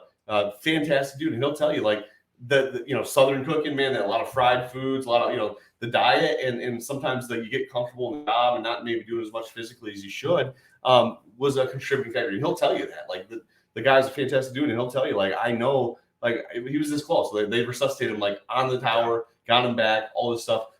Crazy story. But the thing is, like, how many times do guys go on fires, have a cardiac event, or come back to the firehouse not feeling good, have a cardiac event? How many guys, do we have, and again, we talk about mental health. Part of mental health is physical health. Like when you feel good physically, get those endorphins up, get all the stress out, right? It plays such a big part in mental health as well, and mental resiliency. And so they're all interwoven. It's a holistic approach. And I love that you bring that up because it is a holistic approach. It's not just being into the job and training on the job stuff, but it's also conditioning. It's also diet. It's also proper hydration and sleep and all these other things, screenings. It's accountability personally, accountability as a team. If you and I work together, people say, oh, I'm not my brother's keeper. In this line of work, we are. Yeah. We have to have each other's sticks. And sometimes that means having the hard conversation like, hey, buddy, like I noticed like you've been really under the weather, or, man, is everything all right? Or, hey, man, like, you packed on 50 pounds over the last 2 years. Like, bro, what's going on? You used to work out all the time. And it's those hard conversations. Like nobody wants to have them because they're super awkward and uncomfortable. But hopefully we've got enough personal investment in relationships with each other where we can have those hard conversations. And that's where like the Fools comes in, where like sharpening each other, making each other better. That's where, having peer support groups come in, keeping an eye on each other. All these things are, like I said, it's all interwoven.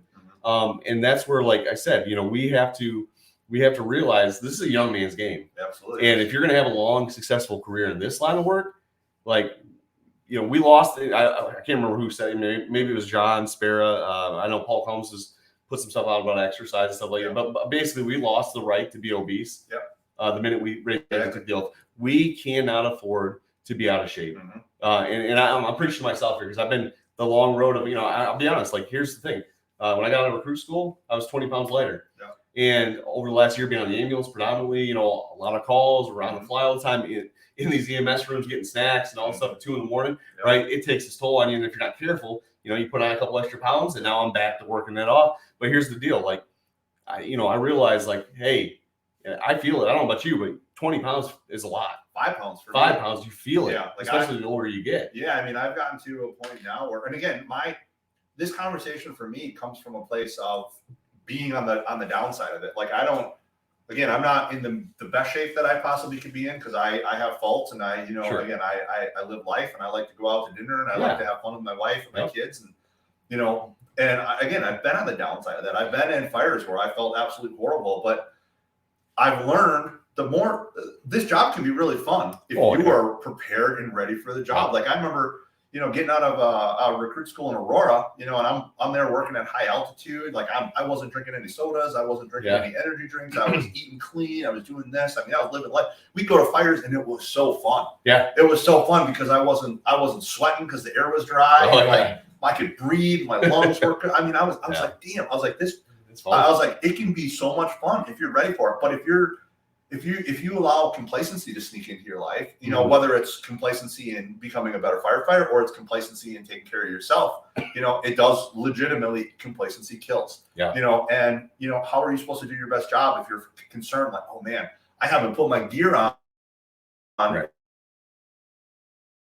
and moved in it days. It's like you got to be consistent. You got to be with that. I mean, one of the things we did in Florida a lot was like heat acclimation. Yeah. You have to short bursts, not trying to kill people, but we would do short bursts in gear, 10, 15 minutes, just to get some work, build up that tolerance to the heat, because it's freaking 110-degree heat index every day. You absolutely have to. And it's necessary. If you could tell the guys that like acclimated and did stuff and the guys that didn't, because you get to a fire and it's 112-degree heat index and the humidity is sitting at 70% or more. And this could be like, it could be 10 o'clock at night and be like that down there, man. If you weren't acclimating, you were 100% going to hit a wall. And so you can always tell the guys that took the time to acclimate and do those things in short bursts. Like I said, we're not trying to kill anybody. But here's the thing, like, being able to perform in the environment, the arena that you're supposed to operate in is so important. Training like you play, getting out there, hustling, getting after it.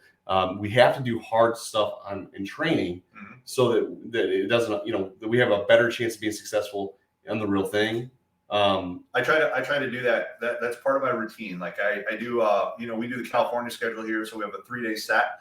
I always like to take 1 day out of that set is my workout where I'll put on full gear. I'll put on my pack. I'll go on air. I'll burn a bottle and I'll do, functional fitness, whether it's pulling a hose line, battle rope, chopping wood. I just do the rotation over and over and over until I burn my bottle. And that acclimation for me, that's just getting used to the job. I like to tell everybody, somebody would be like, well, why are you doing that? It's like, because I want to do something so hard on my own accord. So that way at 3 a.m. when we go to a fire, it's no big deal because what I did earlier was harder. Because let's let's be honest, like, once you become firefighting is hard, right? There's no doubt about it. Bulwark, you got to go start pulling ceilings, you got to throw ladders, but I like to try to compare it to anybody out there that's played racquetball. You ever go on and play racquetball? Who's the guy that's winning? It's kind of the old fat guy. And it's not because he's almost in shape. It's because he knows where to hit the ball. He knows where to move. He knows how to do that thing. That's the position that you want to get to. You double that up with some fitness, and then you add on top of that, well, I know some tips and tricks on how to pull this ceiling where I don't have to hit 100 holes. I can hit 2 holes and rip that whole thing down. That's what I say. I want to be the fat racquetball player. People can laugh all they want, but go play racquetball and see what happens. You're going to get your ass kicked. You're going to get your ass kicked by an old chubby guy. There's a lot of difference between fitness and functional fitness, doing stuff. Because here's the thing, I see this all the time. We do a lot of engine classes. Really that's my love. I love engine. Don't get me wrong. I love forcing doors and surge and all that stuff, but I really, really love stretching and flowing and moving. And it's amazing how many guys, you put them in a parking lot, teach them to flow and move. But then when you put them in a real building with an air pack on and all this extra cumbersome shit, how much harder it is for them to hit that technique and keep it going. And so that's why it's so important, to build up to that. Hey, we're going to start here, but then we're going to build layer upon layer until you're doing the same stuff with all this extra crap on in a real building with zero visibility. Because if you can't, here's the thing. If all your skills are only in a parking lot or in an open setting, and you never do it in gear, you never do it on air, you never do it in limited visibility, right, or whatever, you're building false sense of security. Because when you add those layers, it absolutely makes simple tasks incrementally harder. And that's why it's so important to condition. Just bending down and picking up the holes. Sure. Again, my back has taken a beating over the years. My, just literally putting everything on and bending down to pick up the holes. You don't realize it, And I just, that I think a good theme to always have in your mind is, and it's been said a million times before, is this job gets real quick. Yeah. And you don't realize it until you're in that situation. You're in your comfort zone. Right? Yeah. You're running on an ambulance for a year or two and you're not thinking about it. And you're, again, like you said, you're eating those snacks and you're at a slower house. You get assigned to a slower house. Sometimes, you don't have that option to always be busy. Yeah. And you let it slide, But, it can be any given moment of, your shift, any given moment, any given second could be that 1 second where it matters. Yeah. Everything that you've done up to that point matters. Did you hydrate the night before? Are you stretched out? Are you as well rested as you could possibly be? Because that might be the day you got to save someone's kid. You just never know that. Yeah. I know it probably causes me a lot of anxiety and probably, different levels of stress that I worry about it so much, but and it comes from different situations I've been in. I mean, at one point in my career when I wasn't as tactful maybe as I always could be, there was a guy that, he wasn't doing his part, at least in my opinion. He wasn't working out, but he was talking the talk, right? He probably bought this burnt up leather helmet on eBay somewhere and he wore it with pride, even though I know damn well he wasn't the one that burnt it up. And he was talking the talk, but he wasn't walking the walk and he wasn't willing to work out. And he was complaining about training. And I got real pissed one day. I walked up to him and I put my phone in his face and I said, listen, I'm in there. I was like, that's my wife and those are my 2 kids. Yeah. Are you willing tomorrow morning, if I die in a fire tonight, are you willing to show up to my funeral and look those kids in the eyes and look my wife in the eyes and say, I know I did everything possibly to prevent this situation, right? You can't prevent everything, but that's the way I look at every single day. I go into work and I look at Nick, I look at all the other people I work with and I don't want to go to their, I've been to some firefighter funerals, I don't want to go there and look at that guy's wife or that girl's husband or look at those kids and knew inside my heart that I didn't do my part. Yeah. I don't want that guilt in my life. I don't want to be the part of the reason why they ended up in that casket. And the thing is people, you're ate up with a job, this, that, and the other. It's listen, man, it's personal to me because I know that somebody's family is dependent on me to be everything I can be for them, right? My family is dependent on me to do everything I can to come home to them, right? So it is personal. It is part of who I am. It's part of my identity. It's not just something I do. It's something, part of who I am. But the thing about it is, at the end of the day, man, we have to do some soul searching. We have to, and I'm saying this, to the masses, but I'm saying it to me personally. Yeah. I've got to be better. Mm-hmm. I know I have to do better. And I can tell you right now, I'm not where I want to be on a lot of things, and because it's easy. You slip, especially over time. Mm-hmm. And it's this constant ebb and flow. But here's the thing. At the end of the day, it is the net of your career. Are you an asset or a liability? And, we all have those low moments and we got to dig back out and get back on track, right? But if we were to take the sum of your career, is it overwhelmingly being an asset? Is it overwhelmingly geared towards being the best that you can, being the best possible operator you can be, the best possible person you can be? And if that's and that's life in general. It's not just the job. Like I said, when you get to the end of your road, I would hope that most of us are striving to have more pluses than minuses. That more good things come from our career than bad things. If we look back and again, if I go on a fire scene and because I didn't take the time to exercise or I didn't take the time to eat better or whatever, and I become a statistic of cardiovascular disease, because that's on me. That's on me. Yeah. And if you go down on a fire, and someone who listens to this, if you go down on a fire because you're 200 pounds overweight and you go down and your brothers and sisters perish trying to pull you up because you got to think of those things. And those are hard conversations. Nobody likes to have those conversations, but it's real. It's raw. It's the truth. And the thing is, am I being a liability to my department and to my citizens and to my family? Or am I being an asset? Am I being the guy or the gal that's out there hustling every day to try to be 1%? Oh, that's all it takes. 1% better every day. 1%. A little better every single day. Do something. Get out, even on your days when you're not feeling it or you're sore or you're down. Those are the days when you should, because get a little David Goggins in your life. If you don't know who that is, get a little David Goggins. Read that book, Can't Hurt Me. Yeah. It's doing the things that you don't want to do when you don't want to do them. Yep. That's what I tell myself every day. I don't want to do this, so I guess that means I should do it. That's where growth happens. Yeah, growth happens when you're uncomfortable. You don't grow in your comfort zone. You grow when you don't want to do it. When again, discipline. Yeah, discipline trumps motivation every day, all day, every day. I heard somebody said that. Motivation gets you through the academy. Discipline gives you a successful career. Yeah. Yeah. And it is 100% true. I have a routine that I try to keep to the best of my ability. And again, there is lots of days when I don't want to do something. There has been lots and lots and lots of days. And those are the days when, sometimes I get the best workouts out of it. You fight through, you dig deep. Again, visualize, look back at some of the fires that you had before. Look at some of the downfalls that you had before. Like when I look at my career in whole, I look at how I grew up. I look at where I came from, the neighborhoods where I came from. I look around at some of the people that were my friends growing up. I lost a lot of friends, no longer with us, died early through all kinds of different situations. I owe the fire service a debt of gratitude, because it's given me everything that I have up to this point. I have a great life. I have a beautiful home. Yeah. I have 2 happy, healthy kids. I have a beautiful, amazing wife that supports me through everything that I do, even when I drive her absolutely nuts. I wouldn't have anything that I have right now if it wasn't for the fire service. I didn't have a straight and narrow path. I didn't. Nothing has came easy to me to this point. The fire service saved my life. Without question, the fire service has saved my life. It has given me everything that I have, and because of that, I needed to be able to step back and say, okay, it's given me this. Do I love it every single day? No, there's a lot of days that I'd rather not be at, not lift assist at 3 a.m. Sure. But in the big picture, I have to be grateful. I have to be thankful for what I have.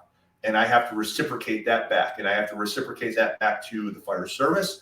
But even more importantly, I have to reciprocate it back to my brothers and sisters that I work with on a daily basis. And then now expand that out to Fool's chapter. I want to give that back to everyone. So, practicing, thankfulness, gratefulness, gratitude, be thankful for what you have, it's not always easy, but this is what you wanted, and treat it that way. Treat it like you're still fighting for it. Yeah. Just give it your all. Give it a little bit, if you've never gone to a training, try it. If you've never gone to a conference, try it. If there's something, do something different. Yeah. just give it a shot. If you don't like it and you want to just keep on your path and do your daily trainings and whatnot, that's fine. But get outside of your comfort zone. Yeah. Be comfortable. Challenge yourself. 100%. Yeah. You know, the best way to sum that up, man, and I think, like, you know, what are the two things we can control? Honestly, we get all bent out of shape about stuff we can't control all the time. Attitude and effort, right? Nail it. And I think John Spera says it another way: heart and hustle. Yep. That's it. Yep. You want to get down to it. You want to know what you can control. Heart and hustle, man. Yep. Attitude and effort. Yep. 100% of the time. And the thing is, like, that's the beautiful thing about it, is we get to choose those things. Mm-hmm. Now, we can't choose always our work environment, people we work with, or this circumstance or that circumstance, but we can choose how we react to it. Mm-hmm. We can choose how we prepare. We can choose the effort, the level of effort that we give, whether it's in sports, whether it's in fire service, whether it's in your family. The one thing that we bring or the two things rather, that we bring to the table every single day is our attitude and our effort. Mm-hmm. And if we choose to have a good attitude and we choose to have a good outlook and we choose to give an all-out effort every single day, no matter what we're doing, we're going to be better for it in the end. So that being said, we've been at it for just shy of 2 hours. It's been a great conversation. Yeah. I've had a lot of fun. I'm not used to having it in person, so this has been kind of cool. Yeah. I might have to make like a man cave and like a little podcast. New Joe Rogan. I know the bomb shelter, bro. Yeah. So we're at the kitchen table at the house here. So this is our fancy high-tech lab. But no, honestly, man, it's been a great conversation. I appreciate it. Are you ready for rapid fire? Sure, 6 questions, unscripted, 6 questions. You answer honestly. Try to keep your answers, to briefly 60 seconds or less. That's challenging for me. I talk a lot, so yeah. I know trust me. We're horrible at this. Yeah. So we're gonna go rapid fire. All right, here we go. First question: best position on the fire ground. What's your favorite or best position for you if you had to choose one job? Backseat firefighter. Yeah. All right. So the tag team question of that: engine or truck work? Engine. Making the push. Yeah, I mean, and that mentality has changed. Initially, I was like, oh, I want to be in a truck. I want to be on a truck. I was on a busy truck. I loved it. And then all of a sudden I got on a busy engine and I'm like, this is fun. Oh, yeah, you're going in. And then, you go in and I was fortunate enough to get in, and we were on a very aggressive company that searched off the line. We made a bunch of grabs. And once I learned, like, hey, I want to be in, you got to pay the toll by taking all the EMS runs. Like, yeah, but I learned I'd rather be inside than up on the roof. For me, I'd rather be searching off the line, piggybacking, going through the halls. Sure. Yeah, all day long I'll be on an engine. Cool. Hey, we got a truck convert to an engine. You heard it here first. It has happened. It is possible. Good answer, by the way. I personally feel a little sentiment towards the engine myself. I'm just throwing that out there. But cool. So next question. All right, here we go. Favorite book. Doesn't have to be fire related, but most impactful or favorite book for you that's made an impact on you. I think most recently it's been Can't Hurt Me by David Goggins. Yeah, that's a damn good one. I like, not to get too deep, but when I was leaving Milwaukee to go to Aurora, I reached out to a guy he was actually an instructor, Army Ranger instructor down at Fort Benning. He was a friend of mine that I met from up here, and I reached out to him. I said, hey, I need to make sure that I'm in tip-top shape. I need injury prevention. I need this. I need that. I'm going to a new academy. He sent me, and I still have it to this day. He goes, Operation Aurora is what the email he sent me. Yeah. And 90% of it was mindset. Yeah. A very small portion of it was actual training, stretching, and supplementation. But the biggest thing of it was mindset. And that's what's driven me to this point. He goes, we teach guys that they can do anything for 2 minutes. Take anytime something gets hard, you can do it 2 minutes at a time. He goes, and if that's too long, 1 minute at a time. Yeah. So mindset, and that's where David Goggins. I know he nerds out and he's extreme and whatnot, but that has done a lot. Dude, that book is if anybody listening to this, if you have not read that book, do yourself a favor. Read the book. Seriously, get the audio book because in between chapters he does like a podcast. Yeah, which is cool. Yep, it is. He's actually got another one, Never Finished. Yep, just finished. That one's really good as well. But start with Can't Hurt Me. That book it really changed my outlook on mental toughness and perseverance. And fire service is all about mindset. Absolutely. So, question number 3. You ready? Yep. All right. Who has been the most impactful person on your career? That's a tough one. Again, because I feel very fortunate to have had so many people throughout their career, but I guess ultimately I'd have to throw it back at my brother, John Dickinson. I went to school with him. He was my roommate. If it wasn't for him reaching out, I wouldn't be here today. I wouldn't, if it wasn't for him saying, hey, you want to go to EMT school? Yeah. I wouldn't have been an EMT. He's like, hey, you should come take the test. The nudge. He wasn't doing it for any other reason other than just hey, you don't have anything else going on. Yeah. So he'd have to be the most influential person, because if it wasn't for him, I wouldn't be here. Got the ball rolling. Yeah. So, absolutely. All right. So question number 4. What is your favorite training drill? What is Rick's favorite? If you had to pick one drill that you could do individually or as a company, what would your favorite drill be? I don't know if it's necessarily a drill per se, but one of the things that I thought was the most, in fact, impactful training was something that we did pretty consistently out in Colorado. And again, we were, my last year on that engine, we were just shy of 5,000 calls per year. Now their latest numbers, they're 6,500 calls plus on a single engine. Man. I mean, they're running, and we were busy, but what we would do, we never knew it was going to happen, but we'd be driving down the street and all of a sudden the captain would tell a driver, hey, take a left over here, take a right over here. And he'd be like, hit your lights. And then he'd be like, hey guys, that house right there, you got fire blowing from the second floor, go. And you'd be like, what? We got our groceries here and my ice cream is going to melt. But it was that immediate on the job, here's a vacant, he pulled up, he knew he drove through the whole city. He knew where every single vacant house was in our area. Yeah.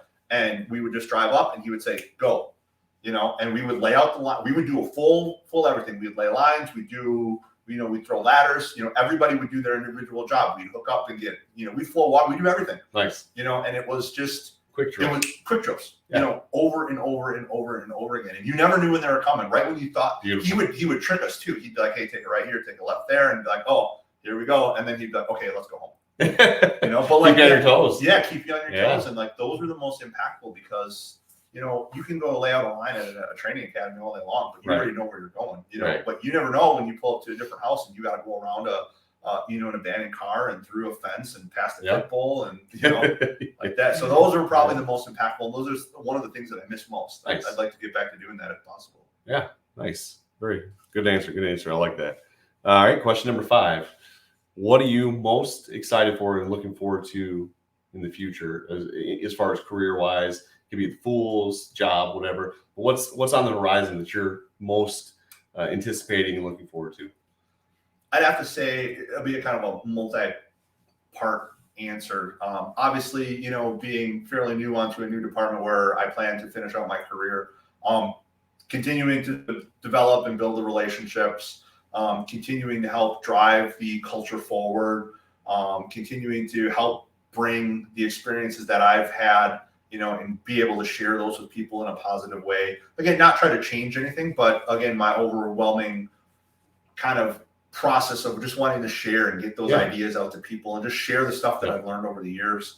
Obviously the Fools chapter, we're still getting going. So it's been, I get messages consistently like, hey man, thank you for doing this. Like, this is what I needed. This sparked that love that I had. Like, I'm glad it's here, and now the pressure's on even more because it's like, all right, deliver now. Now we got to deliver. Now we have to step, like we did it, and now we have to we got to be about it. We can't just talk about it. And it's been hard. It's been a lot of work. Yeah. So trying to figure out how to move that forward, knowing that we mean a lot to a lot of people in a very short amount of time. Like, they're a member now. Like, I'm a member of the Fools. So like, it means a lot. They're wearing the hats. They're buying the clothes. It's like, they want the stickers. They want the challenge coins. It's like, all right, then, now it's time to step up or shut up, so building that through. And then I think the third part on that is trying to find a way, and then this is a long-term goal, but trying to find a way to keep us healthy. Like,